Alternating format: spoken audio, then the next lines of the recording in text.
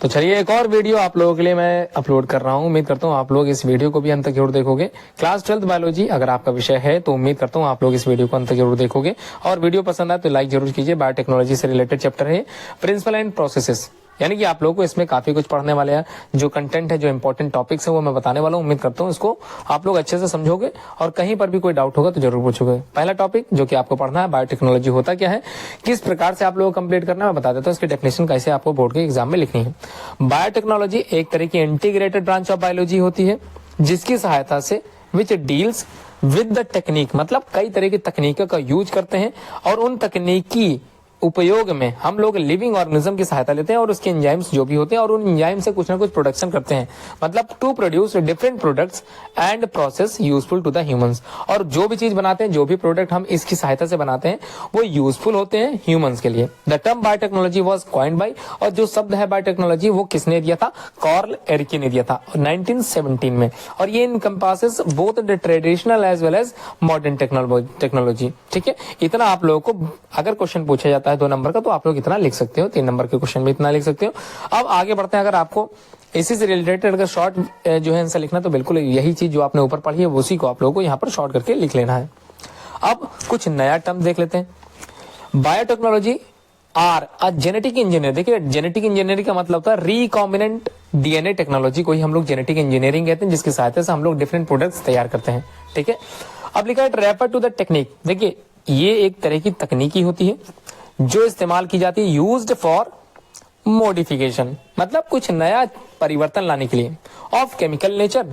किस चीज में, केमिकल नेचर में, यानी कि जेनेटिक मटेरियल जो कि डीएनए और आरएनए हो सकता है, and their introduction into the another organism, जिसको होस्ट कहते हैं, मतलब किसी होस्ट सेल में या होस्ट ऑर्गेनिज्म में उसके जेनेटिक मटेरियल में कुछ परिवर्तन कर देते हैं, मतलब कुछ मॉडिफिकेशन कर देते हैं जिससे उसमें जो जेनेटिक इनहेंसमेंट हुआ है, जिसकी सहायता से वो जो ऑर्गेनिज्म है वो अपने कुछ जो है महत्वपूर्ण लक्षणों को विकसित कर चुका है, मतलब कुछ ऐसे जो यूनिक बनाते हैं उसको, मतलब अद्वितीय, बाकी दूसरों से अलग। ठीक है, उसको बोलते हैं ऑर्गेनिज्म ऐसा जिस पर हमने मॉडिफिकेशन किया है, होस्ट ऑर्गेनिज्म, जिसमें चेंज होगा। To change the phenotypic, phenotypic मतलब फिजिकल अपीयरेंस में कुछ ना कुछ परिवर्तन देखने के लिए मिलेगा ऑफ दैट ऑर्गेनिज्म, जो कि ट्रांसफॉर्म भी है।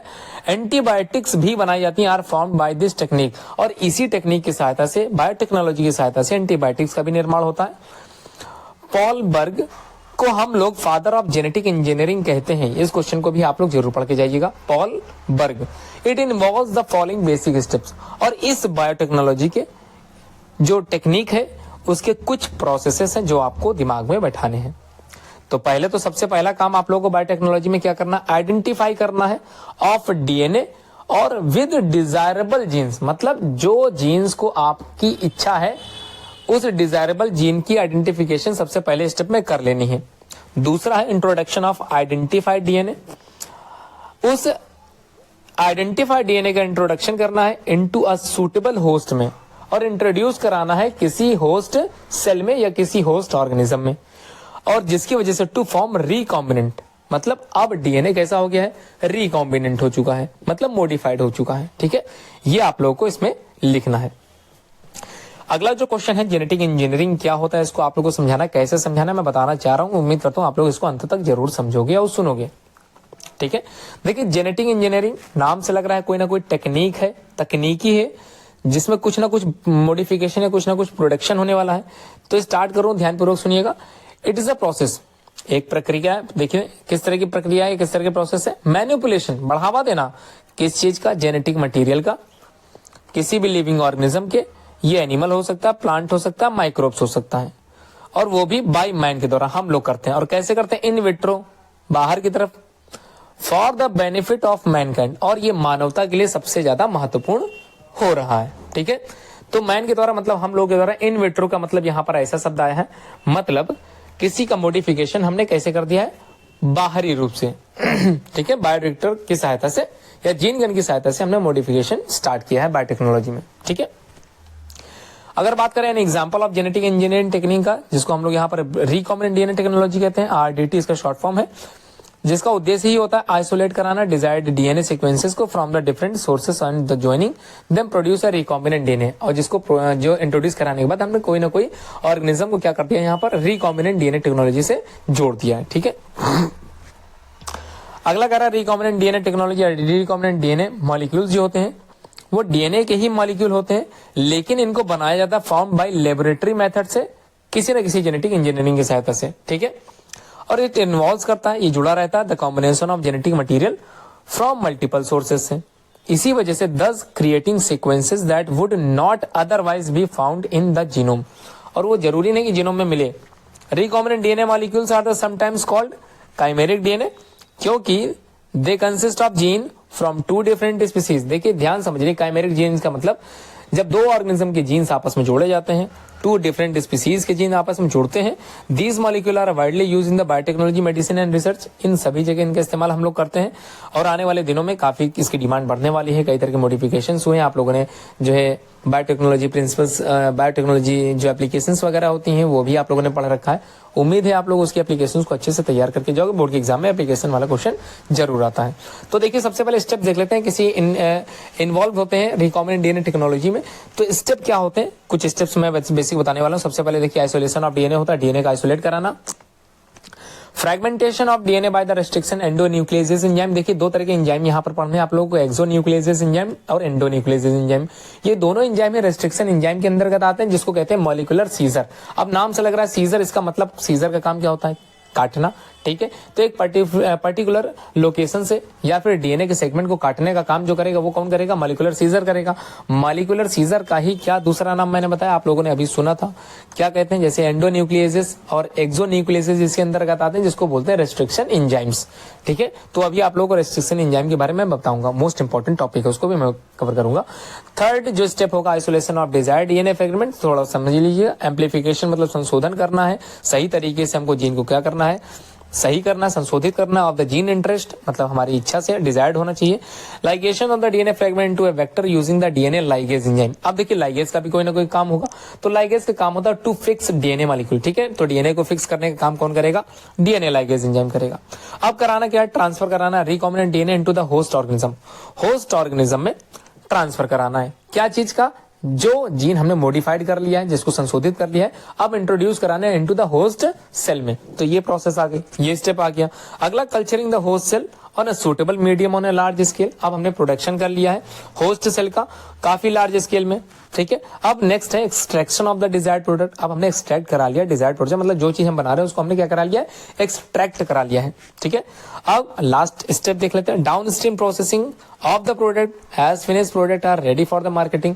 अब जैसे ही तैयार हो गया तुरंत उसके बाद हम लोगों ने मार्केटिंग के लिए इसको जो है सप्लाई करना स्टार्ट कर दिया। जैसे अभी आप लोगों ने मॉडिफाइड क्रॉप्स वगैरह पढ़ रखे थे, मॉडिफाइड ऑर्गेनिजम्स कई तरह के थे, जैसे एनिमल्स थे, कई तरह के पिग्स थे, मंकीज थे। तो ये बनाते ही क्यों है, क्योंकि कई तरह के रिसर्च हम लोगों को करने पड़ते हैं जो कि डायरेक्टली ह्यूमंस पे नहीं किए जा सकते। तो इनके लिए हम लोगों ने क्या किया था, माइस बनाया था। ये आप लोगों ने जो है एप्लीकेशंस वाले चैप्टर में पढ़ भी रखा है, उम्मीद है वो चैप्टर की वीडियो जरूर आप लोग कंप्लीट करोगे। तो रिवीजन करते चलें अच्छे से, हर एक टॉपिक को अच्छे से दिमाग में बैठाना है। क्वेश्चन जो भी आए आप लोगों को रिलेटेड टू लिखना ही लिखना है। अगर आप लोग मेरिट में जाते हो तो ये तो अच्छी बात है, यूबेंस क्लासेस आप लोग जुड़े हुए हैं, तैयारी अच्छे से कर रहे हैं, तो मेरिट तो आप लोग की तय है। ठीक है, अब देखिए इसी को मैं थोड़ा सा डीपली समझाया। पहला है isolation of genetic material, many enzymes है ना, एग्जाम्पल सेलुलोज हो गया, काइटिनेज हो गया, लाइसोएंजाइम हो गया। इनका यूज हम लोग करते हैं to extract DNA from the desired organism से। तो एक्सट्रैक्ट मतलब निकालने के लिए डीएनए को कहां से, डिजायर्ड ऑर्गेनिज्म से। कोई ऑर्गेनिज्म है या फिर ज्यादातर होते हैं माइक्रोब्स, ठीक है, कोई माइक्रोब्स और ज्यादातर बैक्टीरिया ही होते हैं, बैक्टीरियल सेल से हमने क्या किया, कोई ना कोई डीएनए मॉलिक्यूल या उसको एक्सट्रैक्ट करा लिया। ठीक है, दूसरा है cutting the DNA eight a specific location, किसी स्पेसिफिक लोकेशन से डीएनए को निकालना। ठीक है, in this matter specific enzyme की सहायता से, रेस्ट्रिक्शन एंजाइम की सहायता से हम लोग क्या करते हैं, काटते हैं फ्रेगमेंट्स, या फिर ये कह लेते हैं लोकेशन से एक पर्टिकुलर पार्ट्स को क्या करते हैं, डीएनए के काटते हैं। दीज एंजाइम जो कि रेस्ट्रिक्शन एंजाइम, जिसको मॉलिक्यूलर सीजर भी हम लोग कहते हैं, दीज एंजाइम वर्क करते हैं एक तरह की कटर की तरह, नाइफ की तरह, चाकू की तरह, और कट कर देते हैं डीएनए सीक्वेंसेस को एट द स्पेसिफिक साइट से, जहां से हमको चाहिए होता है। सच अ वे, एक तरीका होता है काटने का, that fragments with desired gene are obtain, और जिसकी वजह से हम लोगों ने डिजायर्ड जो फ्रेगमेंट था या डिजायर्ड जीन जो था वो आसानी से निकाल लिया। ठीक है, अब उसको इंट्रोड्यूस कराना है इनटू द होस्ट सेल, मतलब जिसको मॉडिफाई करना ऑर्गेनिज्म को उसके अंदर क्या करना है, इसको इंट्रोड्यूस कराना। ठीक है, आगे नेक्स्ट स्टेप क्या है, देखिए next step isolation of desired DNA fragment, जो कि कैरी आउट किया जाता है यूजिंग देखिए नाम समझ लीजिए एगरोज। ठीक है, एगरोज जेल इलेक्ट्रोफोरेसिस से। तो ये भी टेक्निकल एक प्रोसेस होती है, इसके लिए भी मैं अभी डिटेल में समझाऊंगा क्या होती है जेल इलेक्ट्रोफोरेसिस, इसको भी मैं बताऊंगा। आप लोग समझते जाइए और दिमाग बैठाते चलिए कौन कौन से स्टेप्स किस प्रकार से कंप्लीट होते हैं। अगला एम्प्लीफिकेशन ऑफ जीन, जिनको इंटरेस्ट की सहायता से हम लोगों ने डन करना है using the polymerase chain reaction PCR, ये भी आप लोग पढ़ोगे, मोस्ट इंपॉर्टेंट टॉपिक है। तो स्टेप में ही आप लोगों ने काफी पॉइंट देख लिए, उम्मीद करता हूँ आप लोग समझ में अच्छे से आ रहा होगा। अगला है ligation of DNA fragments. In this process one end of the DNA types, जो डीएनए ज्वाइन करेगा with some basis like CCC, जिसको another end the join with the GGC, मतलब ये आप लोग समझ लीजिए किस तरह से एंड होता है, किस तरह से ओपन होता है। DNA are joined by the hydrogen bond. ठीक है, आप लोगों को पता है क्या पता है कि एडेनिन ग्वानिन थाइमिन साइटोसिन, इस तरह से आप लोगों ने डीएनए सीक्वेंसेस पढ़े थे, ए बराबर टी सी बराबर जी, ऐसा कुछ पढ़ा था कि डबल बॉन्ड होता है वहां पर टी और एडेनिन और थाइमिन में, और ट्रिपल बॉन्ड होता है साइटोसिन और ग्वानिन में, इस तरह से आप लोगों ने देख रखा होगा। चरगाफ रूल वगैरह पढ़ रखे होंगे आप लोगों ने, ये सब इंपॉर्टेंट क्वेश्चन है, उम्मीद करता हूँ आप लोगों ने पहले से ही तैयार कर सब कुछ कर रखा होगा। ये रिवीजन वीडियो में भी आप लोग कवर कर लोगे, और कोई डाउट है तो आप लोग जरूर कमेंट बॉक्स में कमेंट करके पूछ सकते हो। देखिए क्या लिखा है कि this task is accomplished by the DNA ligase from the recombinant DNA, मतलब लाइगेज की सहायता से हम लोगों को क्या करना है, डीएनए लाइगेज एंजाइम का काम ही होता है फिक्स करना। ठीक है, डीएनए के दो मॉलिक्यूल को आपस में क्या करना, फिक्स करना। अब insertion of the recombinant DNA into the host cell, अगला स्टेप है ई कोलाई की सहायता से या फिर ई कोलाई में क्या करना है, इंसर्शन करना है। ठीक है, पहुंचाना है। क्लोनिंग क्या है, cloning the bacterial cell containing foreign DNA is allowed to grow in a DNA culture medium.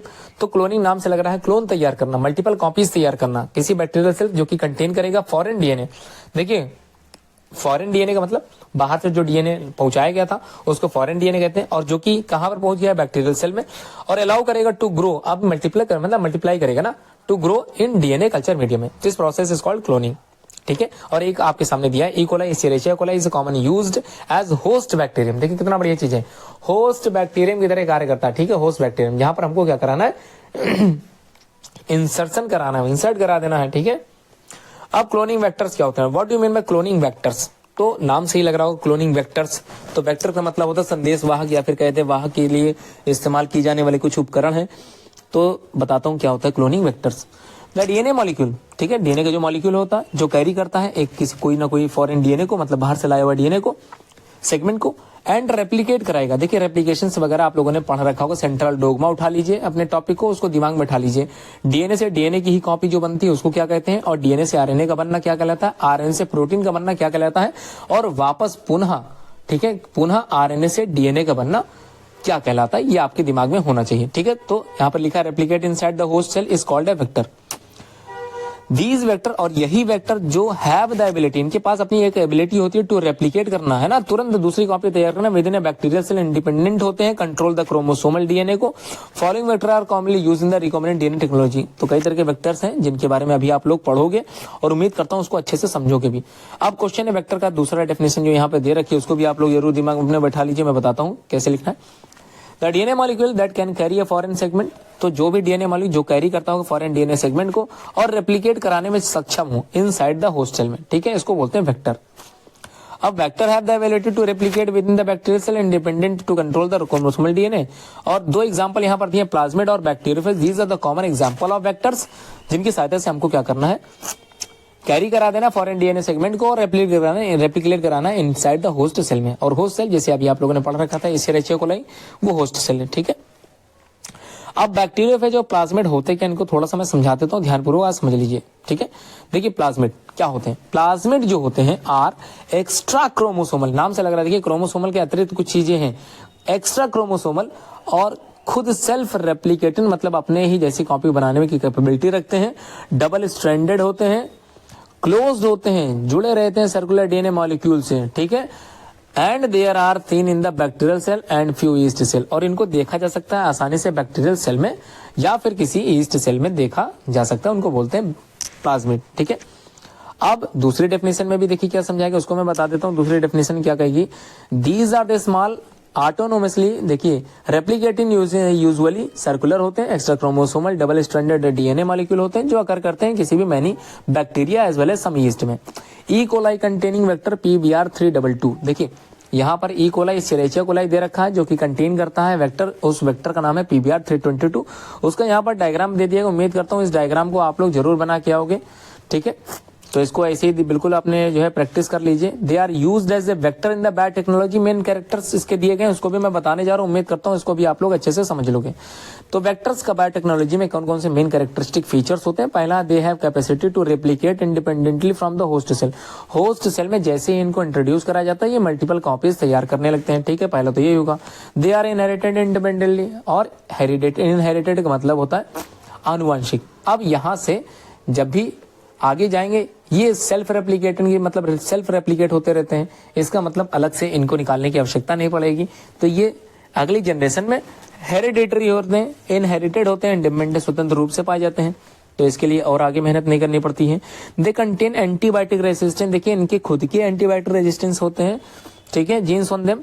और प्लाज्मिड का इस्तेमाल are useful for the molecular biologist करते हैं, मॉलिक्यूलर बायोलॉजिस्ट करते हैं, because they can form a desired cell by using plasmid as genetic vector के तौर पर इस्तेमाल किए जाते हैं। Inserting them the desired cell, और जिस सेल में उनको पहुंचाना होता है उसमें आसानी से पहुंचाए जा सकते हैं। When desired gene is inserted in the plasmid, जब डिजायर्ड जीन की कॉपी या फिर डिजायर्ड जीन को इंसर्ट कराया जाता है किसी प्लाज्मिड में, and these modified plasmids are placed inside the host cell, और ये plasmid inside the host cell में जब जाते हैं दे स्टार्ट रेप्लिकेट, और ये रेप्लिकेट करना स्टार्ट कर देते हैं विद पॉपुलेशन ऑफ बैक्टीरिया, मतलब multiple copies of bacteria which was descend from the ancestor host cell, और एंसेस्टर मतलब जो उनके पूर्वज होते हैं, ठीक है। इफ सच जीन्स कोड करते हैं for protein like thyroid stimulating hormone. देखिए ग्रोथ हार्मोन की भी बात करते हैं, ग्रोथ हार्मोन को भी हमने बना रखा है बायोटेक्नोलॉजी की सहायता से, और इंसुलिन हार्मोन का भी प्रोडक्शन हम लोगों ने बायोटेक्नोलॉजी की सहायता से कर रखा है, ठीक है। द प्रोटीन एक्यूमुलेट करती है inside the bacterium from where it can be extracted. और बढ़िया आप लोगों ने क्या सीखा कि किस प्रकार से हम लोग प्लाज्मिड की सहायता से ये सब कुछ तैयार कर रहे हैं। Thyroid stimulating hormone, the protein accumulate inside the bacterium from where it can be extracted, ठीक है। इतना आप लोगों को अच्छे से तैयार कर लेना है। अब टीआई प्लाज्मिड, तो यहाँ पर जो पहला एग्जाम्पल दे रखा है उसको आप लोग अच्छे से समझ लीजिए। टीआई प्लाज्मिड कहाँ से निकलता है, किस तरह। तो अगला एग्जाम्पल जो यहाँ पर दे रखा है प्लाज्मिड का, टीआई प्लाज्मिड, जो कि कहाँ से इंट्रोड्यूस या फिर कहाँ से एक्सट्रैक्ट होता है, इसको थोड़ा सा हम लोग समझ लेते हैं। चलिए स्टार्ट करते हैं।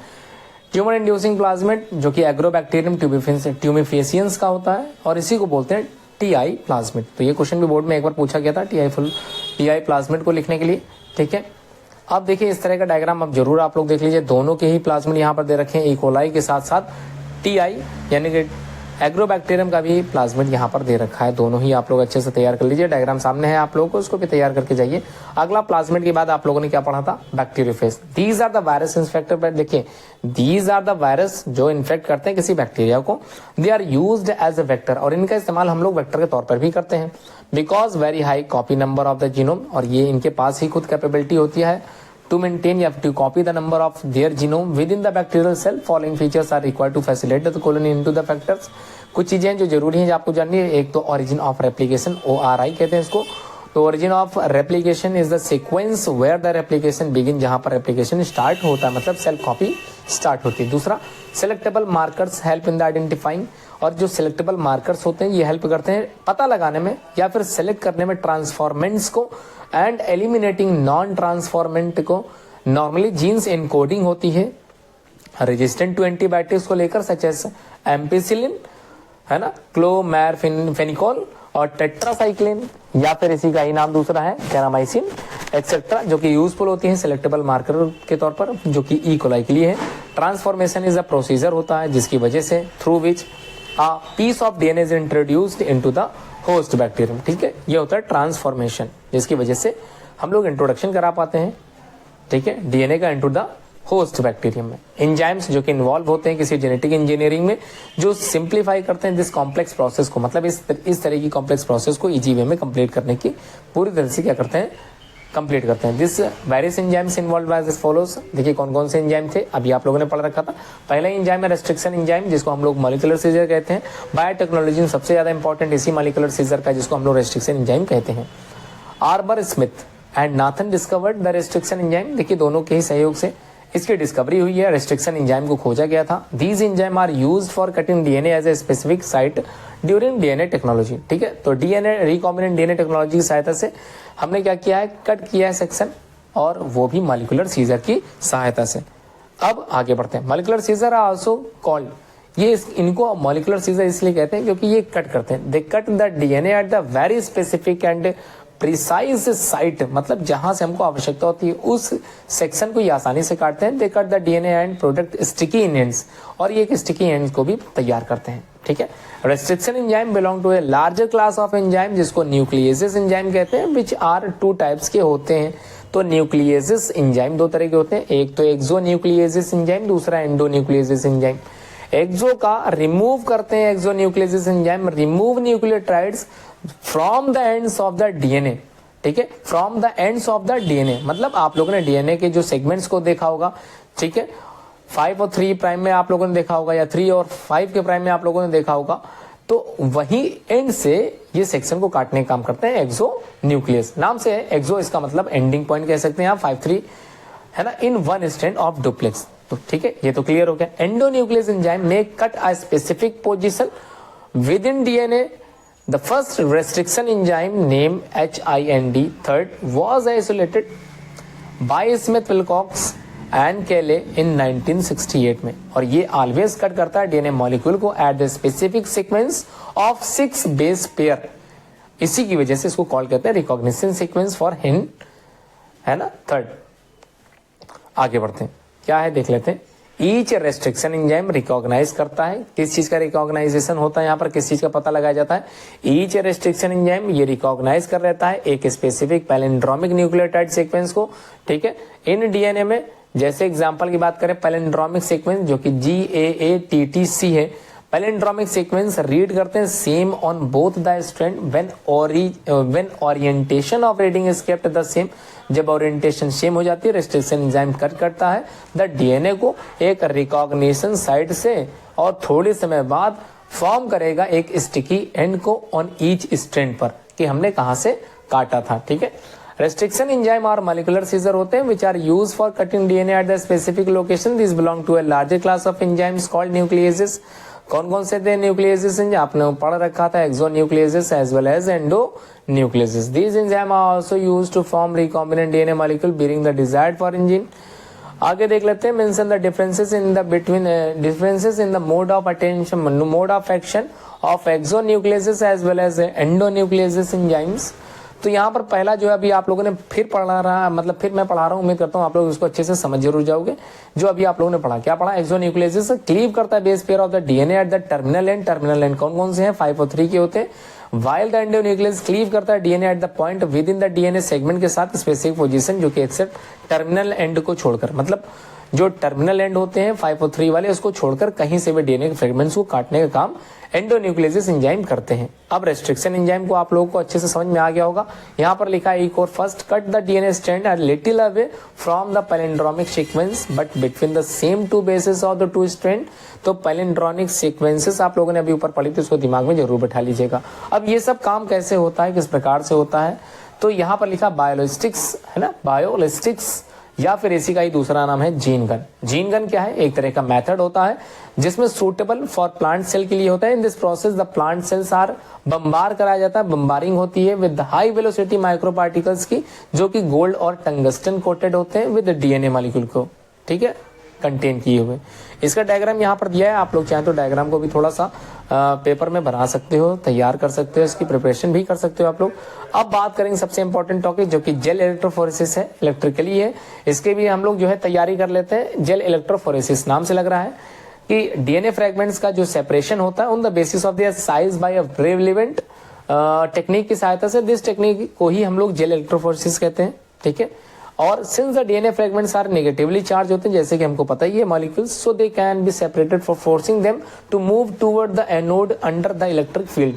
तो एक इलेक्ट्रिक फील्ड जनरेट होती है इसकी सहायता से और मूव करते हैं टुवर्ड द एनोड की तरफ, ठीक है, through the medium of matrix, जिसका नाम यहाँ पर एग्रोज जेल होता है, ठीक है। तो इसमें इलेक्ट्रोफोरेसिस में कौन सा जेल है? एग्रोज जेल। इसका डायग्राम यहाँ पर दे रखा है इलेक्ट्रोफोरेसिस टेक्निक का।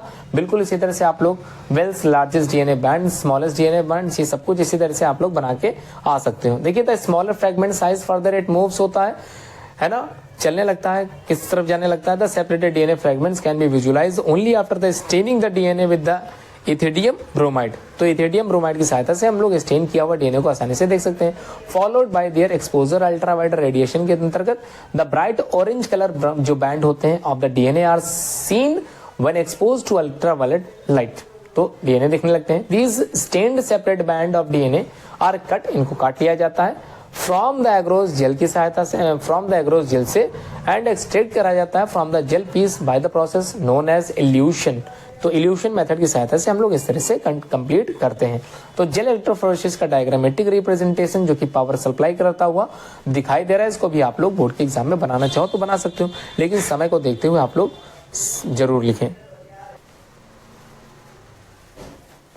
तो चलिए, द मोस्ट इफेक्टिव मेथड जिसकी वजह से हम लोग ने सेपरेट कराया है, अलग किया है, क्या चीज अलग किया है, डीएनए फ्रेगमेंट्स को, ठीक है, जिसका मॉलिक्यूलर साइज यहाँ पर दे दिया गया है, तो उसको याद करने की जरूरत नहीं है आप लोगों को। यहाँ पर किसकी सहायता से हुआ ये काम, उसको बोलते हैं एग्रोस जेल इलेक्ट्रोफोरेसिस, ठीक है। तो इलेक्ट्रोफोरेसिस में जो इस्तेमाल किया गया उसका नाम है एग्रोस जेल, ठीक है।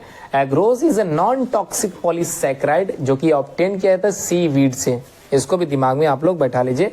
वन लाइन का क्वेश्चन ये पूछा जा सकता है, वन वर्ड का क्वेश्चन पूछा जाता है कि agarose is a non toxic polysaccharide होता है जिसको हम लोग कहां से ऑब्टेन करते हैं, फ्रॉम द सीवीड से। In this DNA molecule the separated on the basis of charge on them the applying an electric field across the gel, और इस जेल के आसपास क्या करते हैं, इलेक्ट्रिक फील्ड को जनरेट कराते हैं।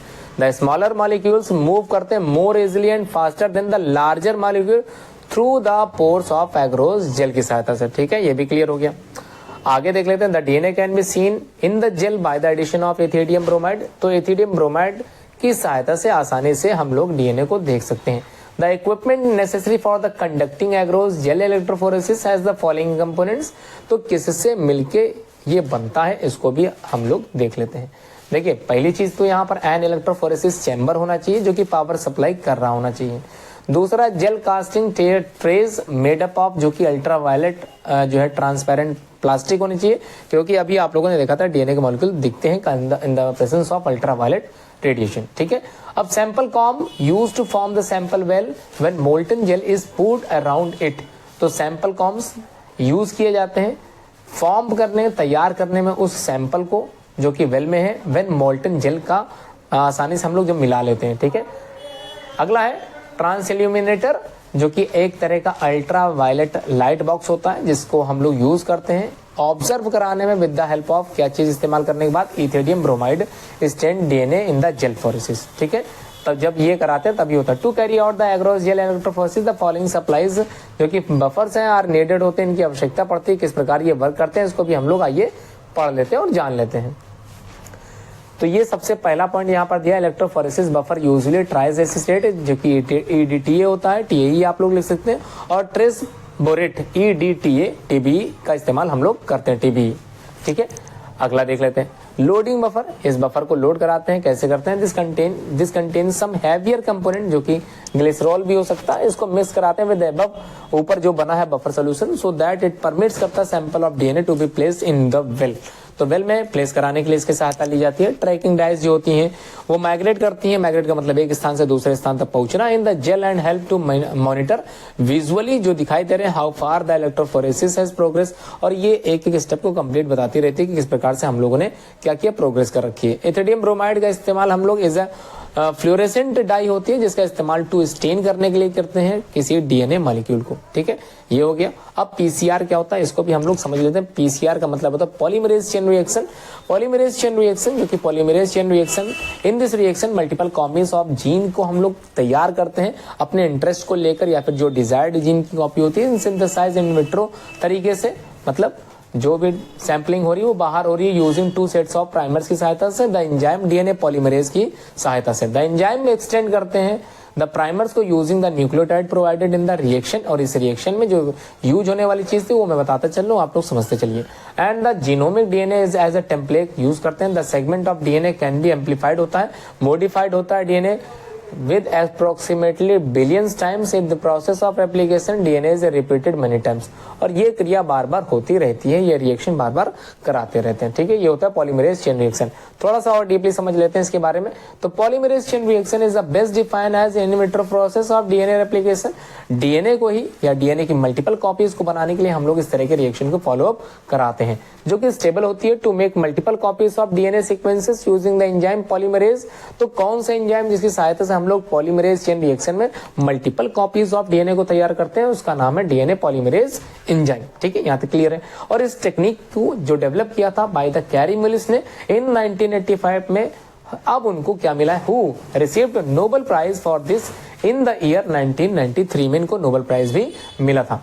The basic requirement of a PCR reaction are discuss below. और पीसीआर को पूरा करने के लिए कुछ रिक्वायरमेंट होती है, उसका होना अत्यंत आवश्यक है। तो वो कौन कौन सी चीजें हैं, सबसे पहले यहाँ पर दे रखा है डीएनए टेम्पलेट का होना जरूरी है। तो द डबल स्ट्रैंडेड डीएनए जो कि नीड करता है किसी भी एम्प्लीफिकेशन को मॉडिफिकेशन के लिए, तो इसका होना बिल्कुल जरूरी है। प्राइमर जो कि these are chemically synthesized oligonucleotides होते हैं, जिसको हम लोग कह सकते हैं शॉर्ट सेगमेंट ऑफ डीएनए, जो कि कंप्लीमेंट्री होते हैं to the regions of the DNA template से। मतलब यहाँ पर डीएनए के ही सीक्वेंसेस के सेक्शंस होते हैं, ठीक है। एंजाइम्स जो कि इस्तेमाल होते हैं पीसीआर में, अभी आप लोगों ने ऊपर पढ़ रखा था। यहाँ पर कुछ नाम मैं बताने वाला हूँ, वो समझाने वाला हूँ, उम्मीद करता हूँ आप लोग उसको भी अच्छे से समझोगे। देखिए अगला यहाँ पर जो एंजाइम है उनको भी आप लोग जरूर पढ़ के जाइए। कौन सा एंजाइम बोर्ड के एग्जाम में पूछे तो पता होना चाहिए। देखिए टैग पॉलीमरेज एंजाइम क्या होते हैं, इट इज लोकेटेड या isolated from the thermophilic bacterium से आइसोलेट कराते हैं हम लोग। कौन सी चीज, कौन सा एंजाइम, टैग पॉलीमरेज एंजाइम को थर्मोफिलिक बैक्टीरियम से आइसोलेट कराते हैं। और जिसका मतलब होता है Thermus aquaticus and has a property to remain active during high temperature में ये एक्टिव रहते हैं, ये इनकी खास बात होती है। और induced denaturation of double standard DNA, it also help in the amplification of segment of DNA. तो डीएनए के एम्प्लीफिकेशन में, मॉडिफिकेशन में ये सहायता करते हैं। अगला देखें डीएनए लाइगेज, जिसको हम अगला एंजाइम जो आप लोग को जानना है वो डीएनए लाइगेज एंजाइम, जिसको मॉलिक्यूलर ग्लू के नाम से भी हम लोग जानते हैं। ये जो एंजाइम होता है दिस एंजाइम रिपेयर करेगा। देखिए नाम समझ लीजिए, रिपेयर करता है, या फिर आप लोगों ने डीएनए लाइगेज को पढ़ा होगा, फिक्स करने का काम करता है। तो फिक्स का मतलब जोड़ने का काम करता है, यही डीएनए लाइगेज एंजाइम। तो फिक्स के साथ साथ repair broken DNA by joining into two nucleotide, मतलब दो डीएनए के न्यूक्लियोटाइड को जोड़ने का काम भी यही डीएनए लाइगेज एंजाइम करेगा। It is used as a genetic engineering to reverse the action of restriction enzyme. और रेस्ट्रिक्शन एंजाइम के जस्ट अपोजिट या फिर रिवर्स में एक्शन करता है। तो रेस्ट्रिक्शन एंजाइम का क्या काम था, याद कीजिए, एक्सोन्यूक्लियोसिस एंजाइम, एंडोन्यूक्लियोसिस एंजाइम। तो एक पर्टिकुलर सीक्वेंस से काटने का काम करते थे, या फिर ये कह लेते हैं डीएनए के किसी विभाग को काटने का काम करते थे। डीएनए कौन से, रेस्ट्रिक्शन एंजाइम, जिसको हम लोग क्या कहते थे, मॉलिक्यूलर सीजर। अब देखिए to join complementary DNA strand and together, तो दो डीएनए के एंड को आपस में जोड़ने के लिए हम लोग डीएनए लाइगेज की सहायता लेते थे, ठीक है। तो ये आप लोग पढ़ लीजिए T1 डीएनए लाइगेज एंजाइम। अगला देखिए, अगला जो है यहाँ पर फास्फेट वाला, इसको भी थोड़ा सा समझा देता हूँ। Alkaline phosphate, this enzyme remove करता है फास्फेट ग्रुप को। तो डीएनए का जब आप लोगों ने क्या पढ़ा था, केमिकल कॉम्पोजिशन पढ़ा था, तो उसमें आप लोगों ने फास्फेट ग्रुप देखा होगा। तो ये जो करेगा एंजाइम, ये डीएनए मतलब ये जो एपी है यानी कि एल्कलाइन फास्फेट है, ये एंजाइम रिमूव करेगा, तोड़ेगा, हटा देगा, रिमूव कर देगा द फास्फेट ग्रुप को from the fifth end of DNA molecule के, और लीव करेगा फ्री फिफ्थ हाइड्रोक्सिल ग्रुप को, जो प्रिवेंट करता है, बचाता है unwanted self ligation of vector DNA molecule को। तो यहाँ पर ये बचाने काम कर रहा है during the formation of recombinant DNA technology. अब डीएनए पॉलीमरेजेस के बारे में आप लोगों ने पढ़ा था, दोबारा आप लोग जरूर समझे। दिस एंजाइम हेल्प करेगा in vitro synthesis of complementary DNA, जिसको हम लोग सी डीएनए भी कहते हैं। हो सकता है ये क्वेश्चन भी आ जाए, जैसे आर डीएनए में आर क्या है, रिकॉम्बिनेंट, उसी तरह से सी डीएनए में सी क्या है, इसको बोलते हैं कंप्लीमेंट्री डीएनए। और कौन कौन से 3 मेन स्टेप्स होते हैं जो कि इन्वॉल्व होते हैं इस पीसीआर टेक्निक में, उनका नाम पहले आप लोग याद कर लीजिए। डीनेचुरेशन होता है, एनेलिंग होता है, एक्सटेंशन होता है। तो डीनेचुरेशन के बारे में, the double strand DNA is denatured. तो डीनेचुरेशन या डीनेचर्ड होता है, DNA is denatured by using high temperature approximately 95 degree Celsius, जो कि 15 सेकंड के लिए रहता है। Now each separated single strand act करते हैं एज ए टेम्पलेट की तरह डीएनए सिंथेसिस में, ठीक है। सेकंड स्टेप जिसको एनेलिंग कहते हैं हम लोग, 2 सेट ऑफ ओलिगोन्यूक्लियोटाइड प्राइमर्स जो कि आर एनालिड हो जाते हैं, हाइब्रिडाइज हो जाते हैं टू सेपरेट करने के लिए, अलग करने के लिए, सिंगल स्ट्रैंड को अलग करने के लिए। This step carried out by the slightly lower temperature जो कि 40 से 60 डिग्री सेल्सियस तापमान का होता है, 40 to 60। अब थर्ड जो कि एक्सटेंशन है, बढ़ावा देना या फिर एक्सटेंस करा देना। द थर्मोस्टेबल एंजाइम जिसके बारे में अभी आप लोगों ने टैग एंजाइम पढ़ा है, ऊपर मैंने बताया है। तो जो टैग डीएनए पॉलीमरेज होते हैं इनका इस्तेमाल दिस रिएक्शन को कंप्लीट करने के लिए, एक्सटेंस कराने के लिए करते हैं। तो extend the primers by adding dNTPs जिसको बोलते हैं deoxy nucleoside triphosphates complementary to those of the template DNA, ठीक है, जो कि क्या करते हैं, एक्सटेंशन कराने में हेल्प करते हैं। इस तरह के चार्ट आप लोगों को अपने दिमाग में बैठाना है, आप लोग इसको जो है प्रैक्टिस जरूर कर लें। इसमें तीनों स्टेप दिखाई गई हैं, इन तीनों स्टेप को दिमाग में आपको बैठाना है। अब कुछ एप्लीकेशन जो कि पीसीआर की होती है उनको भी मैं बताने जा रहा हूँ, उम्मीद है इसको आप लोग याद करके जाओगे। पहली प्रोसेस या पहली एप्लीकेशन है इंक्रीज करना the amount of desired gene को, ठीक है। तो पीसीआर मतलब पॉलीमरेज चेन रिएक्शन का जो एप्लीकेशन होती है, कहां पर उपयोग करते हैं, तो सबसे पहला उपयोग इंक्रीज कराने में करते हैं, अमाउंट ऑफ डिजायर्ड जीन की कॉपी को तैयार करने में, ठीक है। दूसरा डीएनए फिंगरप्रिंटिंग यानी फॉरेंसिक मेडिसिन में भी इसका इस्तेमाल काफी हद तक किया जाता है, इसको भी आप लोग बैठा लीजिए दिमाग में। मॉलिक्यूलर मैपिंग मतलब मॉलिक्यूलर मैपिंग का मतलब बिल्कुल हूबहू डुप्लीकेट कॉपी तैयार करना, ठीक है, मैप तैयार करना। अब जेनेटिक इंजीनियरिंग और जीन थेरेपी एक्सपेरिमेंट में भी इसका इस्तेमाल हम लोग करते हैं और आगे भी करेंगे। अब बायोरिएक्टर्स क्या होते हैं इनको थोड़ा सा मैं समझाने जा रहा हूँ, उम्मीद करता हूँ इसको भी आप लोग कंप्लीट कर लोगे। बायोरिएक्टर नाम से लग रहा होगा बायोरिएक्टर के बारे में, कुछ ना कुछ बायोलॉजिकली रिएक्टर है। देखो these are the large volume vessels, ठीक है, स्टेनलेस स्टील के बने होते हैं या फिर बड़े बड़े आप लोग वेसल्स कह सकते हैं, इसको कंटेनर कह सकते हो, जो कंटेन करते हैं। तो bioreactor these are the large volume vessels in which, जिसमें हम लोगों को क्या करना है, रॉ मटेरियल्स जो कि biologically converted into the specific product में कन्वर्ट कराना होता है, उसको रखते हैं, ठीक है। और इंडिविजुअल एंजाइम की सहायता से यूजिंग माइक्रोबियल प्लांट या एनिमल या ह्यूमन सेल को क्या कराते हैं, मॉडिफाइड कराते हैं। ए बायोरिएक्टर प्रोवाइड करेगा द ऑप्टिमल कंडीशन, ज्यादा महत्वपूर्ण कंडीशन जो इसमें बनाएगा फॉर अचीव कराने के लिए जो भी हमने सोच रखा है, डिजायर्ड प्रोडक्ट को बनाने में हमारी सहायता करेगा by providing optimum growth condition. और हर एक तरह की ग्रोथ कंडीशन वहां पर कंप्लीट करेगा, जैसे टेम्परेचर को मेंटेन करेगा, पीएच स्केल को मेंटेन करेगा, सबस्ट्रेट मेंटेन करेगा, सॉल्ट को भी देखेगा और विटामिन जो भी इस्तेमाल करने हैं उसको भी मेंटेन करके रखेगा, ठीक है। और ऑक्सीजन के लेवल को भी बिल्कुल बैलेंस करके रखेगा। तो ये होता है बायो रिएक्टर। तो बायो रिएक्टर क्या है, एक तरह की वेसल से, और इसका डायग्राम जरूर आप लोग देखिए किस तरह से आप लोगों को डायग्राम बनाना है। ये एक ओरल व्यू है, ये आपका व्यू है, तो इसको आप लोग जरूर देख लें। तो कैसे है, ये आपका पूरा व्यू है, ठीक है, किसका, बायो रिएक्टर का। A simple stirred tank bio reactor, और साथ में इसके साथ आप लोग जरूर देख सकते हैं स्टेराइल एयर बबल्स वाला जो है डायग्राम, अंदर इंटरनली किस प्रकार कार्य करता है वो भी आप लोग जरूर बना सकते हो अगर समय मिलता है, नहीं तो बनाने की आवश्यकता बिल्कुल नहीं, बायो रिएक्टर की ही डायग्राम आप लोग समझ के जाएं, ठीक है। Bioreactor are large vessels in which raw materials are biologically converted into the specific product. Individual enzyme की सहायता से माइक्रोबियल प्लांट, एनिमल्स और ह्यूमन सेल्स को हम लोग मॉडिफाइड करते हैं, ठीक है। ये आप लोगों ने पढ़ा। अब देखते हैं आगे क्या लिखना है आप लोगों को। अगला है इसी का ही, आप लोग डेफिनेशन तैयार कर लीजिए। ए बायोरिएक्टर हेल्प करता है to achieving the desired production level by the providing optimum growth condition, जैसे temperature, pH, substrate, salt, vitamin etcetera. Oxygen को भी यहाँ कंप्लीट करना है। ये सब कुछ कहाँ से मिलने वाली पूरी कंडीशन, बायो रिएक्टर से। और बायो रिएक्टर का एक ओवर यहाँ पर दिया है, एक व्यू दिया है, इसको भी आप लोग जरूर दिमाग में उठा लेते हैं। इसी तरह से काम करता है। बेसिक डिजाइन है ये, ऊपर वाले डिजाइन भी सिमिलर है डिजाइन, ये दोनों ही एक ही है, जहाँ आसान लगे वो आप लोग पढ़ सकते हैं। The component of A bioreactor, कौन कौन से कंपोनेंट्स होते हैं बायोरिएक्टर के, वो भी आप लोग तैयार कर लीजिए। The component of bioreactors are, कौन कौन से कंपोनेंट्स है इसको मैं बताने जा रहा हूँ। एन एगिटेटर सिस्टम, ठीक है, an oxygen delivery system, foam control system, temperature control system, pH control system और sampling part to withdraw culture periodically, ठीक है। ये सारे कंपोनेंट होते हैं किसी बायोरिएक्टर को कंप्लीट बनाने के लिए। तो किस तरह से ये काम करेंगे आप लोग इसके कंपोनेंट से ही आसानी से समझ सकते हैं। अब डिफरेंशिएट बिटवीन, कुछ डिफरेंशिएटेड बोर्ड के एग्जाम में पूछे जाते हैं, उनको भी देख लेते हैं। सबसे इंपॉर्टेंट है डिफरेंशिएट। सबसे पहला डिफरेंशिएट एक्सोन्यूक्लियस एंजाइम और साथ में एंडोन्यूक्लियस एंजाइम को डिफरेंशिएट कीजिए। 1.5 नंबर क्वेश्चन है, 1.5 आप लोगों को मार्क्स दिलाएगा अगर आप लोग 3 पॉइंट लिख के पूरा आते हो। तो पहला पॉइंट यहाँ पर बता के मैं समझा देता हूँ। पहले पॉइंट में लिखा है एक्सोन्यूक्लियस। देखिए एक्सोन्यूक्लियस है तो आसानी से, अगर कई बच्चे कंफ्यूज होते हैं एक्सोन्यूक्लियस और एंडोन्यूक्लियस में, तो मैं आप लिख लीजिए सिंपली वे में बता देता हूँ। एक्सो का मतलब होता है एग्जिट। अब एग्जिट का मतलब होता है एंड, एंड का मतलब होता है सबसे अंतिम छोर कहिए चाहे सबसे पहला छोर करिए, ठीक है, तो दोनों एंड कहते थे, ठीक है, स्टार्टिंग पॉइंट और एंडिंग पॉइंट। अगर यहाँ से हमने डीएनए के फ्रेगमेंट्स को काटा है, इसका मतलब कौन सा एंजाइम है, एक्सोन्यूक्लियस एंजाइम। तो क्या पढ़ लिखा है, दीज न्यूक्लियस क्लेवेज करते हैं बेस पेयर को from the DNA at the terminal and. देखिए टर्मिनल एंड दो हैं, एक 5 प्राइम था और दूसरा 3 प्राइम, ठीक है।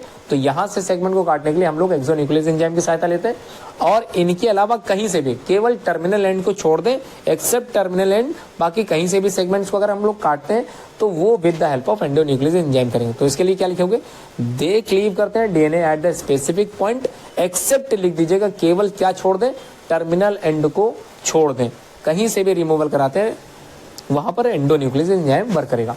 दूसरा एक्सोन्यूक्लियस का पॉइंट दिया है, they act on single strand of DNA, और गैप में जहां पर रहेगा इन डबल स्ट्रैंड डीएनए, तो जहां उसको गैप मिलेगा वहां से ये सेगमेंट को यानी टर्मिनल एंड्स को काटेंगे, ठीक है। जबकि एंडोन्यूक्लियस एंजाइम जो कि स्पेसिफिक पॉइंट से काटता है वो दे क्लीव 1 स्ट्रैंड, फिगर बिलो नीचे दे रखा है, उसको आप लोग जरूर देख लीजिएगा, या फिर बोथ स्ट्रैंड से भी काट सकता है ऑफ डबल स्ट्रैंड डीएनए को, ठीक है।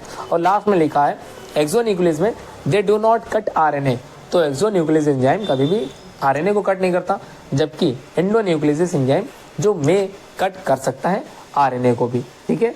आगे बढ़ते हैं, डिफरेंशिएट बिटवीन प्लाज्मिड डीएनए और क्रोमोसोमल डीएनए। यहाँ पर थोड़ा सा सही कर लीजिएगा, ये आपका क्रोमोसोमल। तो चलिए डिफरेंशिएट पढ़ लेते हैं डीएनए और आरएनए का। क्या क्या लिखना है आप लोगों को डिफरेंशिएट में, ध्यान से समझ लीजिए। पहला जो पॉइंट है, डीएनए से डबल स्ट्रैंडेड मॉलिक्यूल होता है, जबकि आरएनए क्या होता है, सिंगल स्ट्रैंड मॉलिक्यूल होता है।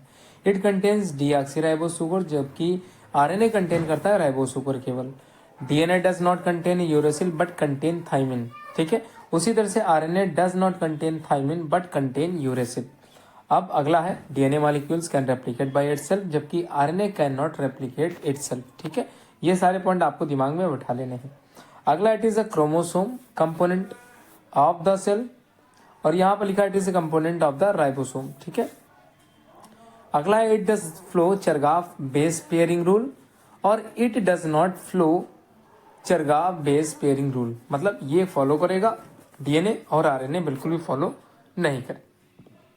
अब पीवीआर 322 जो कि प्लाज्मिड आप लोगों ने पढ़ा रखा था, किससे रिलेटेड है, वेक्टर क्लोनिंग से रिलेटेड है या क्लोनिंग वेक्टर से रिलेटेड है, इसको भी मैं बताने जा रहा हूँ, आराम से आप लोग समझते चलिए।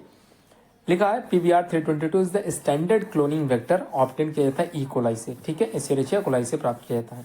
इट इज जेनेटिकली इंजीनियर्ड, और इसको हम लोग प्रिपेयर किए हैं जेनेटिकली इंजीनियरिंग के द्वारा, and has 1 or 2 genes for resistance against the antibiotics, और इसका इस्तेमाल आप लोग समझ गए कहाँ पे करते होंगे। It is a plasmid vector that is extra chromosomal self replicating double stranded close and circular DNA present होता है ई कोलाई में, और इसी वजह से इसका नाम PVR 322 was given by Bolivar and Rodriguez, and it has 4361 base pair होता है। Features that require facilitated and cloning into the PVR 322 vectors are, तो कौन कौन से इसकी कैरेक्टरिस्टिक्स है उसको थोड़ा सा देख लेते हैं, समझ लेते हैं। ओरिजिन ऑफ रेप्लिकेशन, पहला पॉइंट दे रखा, origin of replication, this is a sequence from where the replication starts होता है, and piece of DNA when linked to this sequence can made to replicate with in the host cell. This sequence is also responsible for the controlling the copy number of link DNA, यानी कि ये help करता है sequence को responsible कराने में, controlling the copy number of the link DNA, ठीक है। सेकंड में देख लेते हैं, सेलेक्टेबल मार्केबल या सेलेक्टेबल मार्कर, इट हेल्प्स करते हैं आइडेंटिफाई करने में, selective the transformants and eliminate करने में, हटाने में, रिमूवल करने में non transformants, by selective permitting the growth of the transformants. और ट्रांसफॉर्मेशन क्या होता है, एक प्रोसेस होती है, एक प्रोसेसर होता है जिसकी वजह से पीस ऑफ डीएनए इंट्रोड्यूस कराते हैं इनटू द होस्ट बैक्टीरियम में, ठीक है। Normally the genes in coding resistance to antibiotic like ampicillin, ये आप लोगों ने ऊपर ही पढ़ लिया, तो उम्मीद है आप लोग समझ गए होंगे। थर्ड पॉइंट यहाँ पर कह रहा है क्लोनिंग किस प्रकार से करते हैं या रिकॉग्निशन के क्या काम होता है, ये मैंने ऊपर आप लोगों को समझा दिया था। अब सीधे पढ़ते हैं enzyme. Chitinase enzyme, it is a class of enzyme used for the degradation of the chitin which forms some major component of the fungal cell। आप लोग जानते हैं फंगल की सेल बनी होती है काइटिन की ही। therefore to isolate the DNA enclosed within the cell membrane of the fungus, enzyme chitinase is used to break the cell of releasing the genetic material, ठीक है, जिसकी वजह से हमको जेनेटिक मटेरियल दिखाई दे सके। अब काइटिनेज को दूसरी लैंग्वेज में अगर आप लोग लिखना चाहो तो इस तरह से भी लिख सकते हो, during the isolation of DNA in the process of recombinant DNA technology, the fungal cell is heated with an enzyme जिसको बोलते हैं chitinase enzyme. The chitinase enzyme dissolve करता है काइटिन मेम्ब्रेन को to open the cell for the releasement of DNA along with the micromolecule such as RNA, protein, polysaccharide etcetera and lipids. ठीक है, ये आप लोग पढ़ सकते हो। अगला जो डीएनए पॉलीमरेज एंजाइम है, इसको थोड़ा सा मैं समझा देता हूँ, वहां पर कर लीजिएगा। This enzyme produces complementary DNA 503 direction using DNA stranded as a template. It also catalyzes breaking of DNA in 3 to 5 direction through its exonucleases activity। Kornberg discover किया था डीएनए को पॉलीमरेज, और कॉर्नबर्ग एंजाइम के नाम से भी जाना from E coli में। DNA polymerase second, the DNA polymerase second have the almost similar function होता है इसी तरह। The enzyme catalyse the addition of nucleotides at hydroxyl, यहाँ पर OH बॉन्ड लगा हुआ है, and of the DNA chain, also removing the RNA primer and proof reading of newly form DNA during the DNA replication. ठीक है, ये आप लोगों को इतना रिवीजन करके जाना है। अब जो क्वेश्चन मैं बताने जा रहा हूँ very short answer type question है, इसको भी आप लोग ध्यानपूर्वक जरूर याद कर लें। पहला क्वेश्चन कह रहा है define the term cry protein. Cry protein एक तरह की स्पेशल प्रोटीन होती है which are insecticidal in nature, these are produce by the bacterium bacillus thuringiensis। ठीक है, ये पढ़ लीजिए। सेकंड कह रहा है give one example of transgenic plant as well as one example of transgenic animal. देखिए, ट्रांसजेनिक प्लांट में बेटी कॉटन लिख सकते हैं और transgenic animal genetically modified pig लिख सकते हैं। Expand the form of cDNA and BT. तो cDNA का कंप्लीमेंट्री डीएनए आप लोगों ने पहले ही पढ़ लिया। बीटी का बैसिलस thuringiensis होता है। बायोरिएक्टर को समझाइए, बायोरिएक्टर को आप लोगों ने ऊपर ही समझ लिया था, इसको फिर भी समझा देता हूँ। It is generally a 100 to 1000 litre cylindrical metal glass container with a curved base to facilitate the mixing of contents of bioreactor. Raw materials are biologically converted into the product with the help of microorganism। ठीक है, यहाँ तक तो आप लोगों ने समझ लिया था। क्वेश्चन नंबर 5 है which enzyme is use to digest wall of bacteria fungi in the genetic engineering. तो ये आप लोगों ने भी पढ़ा रखा है। लाइसो एंजाइम डाइजेस्ट करता है bacterial cell wall, chitinases digest fungal cell wall. ठीक है, दोनों तरह की जो सेल वॉल होती है, कौन कौन सी सेल वॉल किसको डाइजेस्ट करेगी, ये भी आप लोगों ने याद कर लिया। RDNA की बात करें तो रिकॉम्बिनेंट डीएनए टेक्नोलॉजी में R रिकॉम्बिनेंट कहलाता है।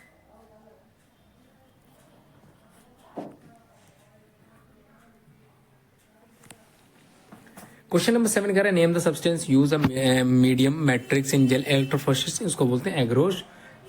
ठीक है, क्वेश्चन कह रहा है what is the purpose of electrophoresis. तो electrophoresis is carried out the arrange charge particle according to the chair size. ठीक है, ये भी आप लोगों ने पढ़ा रखा था जेल इलेक्ट्रोफोरेसिस में। Gene gun the instrument for bombarding micro projectile particles, golden tungsten particle coated with foreign DNA with great velocity into a target cell is called gene gun. और जीन गन के diagram आप लोगों ने ऊपर देख भी रखा था। What is the recombinant DNA. Recombinant DNA is the DNA form करता है किस तरह, combining DNA from 2 different organisms. ठीक है, और name the compound use for the staining of the isolated DNA in the gel electrophoresis, उसका नाम होता है ethidium bromide. What is plasmid. Plasma एक तरह का circular extra chromosomal DNA molecule होता है जो कि प्रेजेंट होता है in a bacterial cell wall या cell which replicate autonomously of the bacterial chromosomal DNA. Question number next 13 number कह रहा है who develop the technique of electrophoresis. तो इसको डेवलप करने वाले जो थे वो थे तुम्हारे टाइसिलिस इन 1937 में दी गई थी। What is the principle of the electrophoresis. तो electrophoresis based on the principle that charge particle move करते हैं under the influence of the electric current positively charge electrode की तरफ, जो कि आप लोगों ने पढ़ रखा था एनोड। ठीक है, define genetic engineering, name the one natural genetic engineering of the plant. तो genetic engineering is the manipulation of genetic material of an organism in order to produce desirable changes. ठीक है, next question number 16 name the technique use for the separating DNA fragment laboratory method में, इसको बोलते हैं gel electrophoresis. Mention the uses of cloning vector in technology. तो cloning vector का इस्तेमाल transferring करने में फ्रेगमेंट्स को of a foreign DNA into the suitable host में, जिसकी सहायता से हमको करना होता है, उसको बोलते हैं cloning vector. They are also used to select the recombinants from the non recombinants end तक पहुंचाते हैं। ठीक है, name the source of DNA polymerase use in the PCR technique, mention why it is use. तो the source is the bacterium. देखिए, bacterium की सहायता से ऐसा हो पाता है। थर्मस एक्वाटिकस है ना, it is used because it is thermostable and do not denature at high temperature. तो ये बिल्कुल भी हाई टेम्परेचर डीनेचर नहीं होता। इकोलाई के बारे में बात करें, इकोर-1 की बात करें तो how does EcoRI differ from exonucleases enzyme. तो EcoR first is a restriction endonucleases enzyme that is extracted from bacterium E coli, जो कि डिफर होता है from the exonucleases because exonucleases make peripheral cut, जबकि whereas EcoRI being endonuclease make internal cuts at precise point. ठीक है, तो ये भी समझ में आ गया होगा आप लोगों को। Tag polymerase preference in the PCR, ये आप लोगों ने ऊपर ही समझ रखा था, इसको मैं फिर से समझा देता हूँ। It is a thermostable DNA polymerase that is obtain from the bacterium thermos aquaticus. उम्मीद है आप लोगों को 20 क्वेश्चन जो मैंने यहाँ पे बताए हैं उसको आप लोग अच्छे से तैयार करके और ऊपर की थ्योरी को अच्छे से रिवाइज करके अच्छे से प्रिपरेशन करके आप लोग बोर्ड के एग्जाम में 100% अंकों के साथ उत्तीर्ण होंगे। पूरी वीडियो देखिए आप लोगों ने, शेयर जरूर कीजिए। धन्यवाद।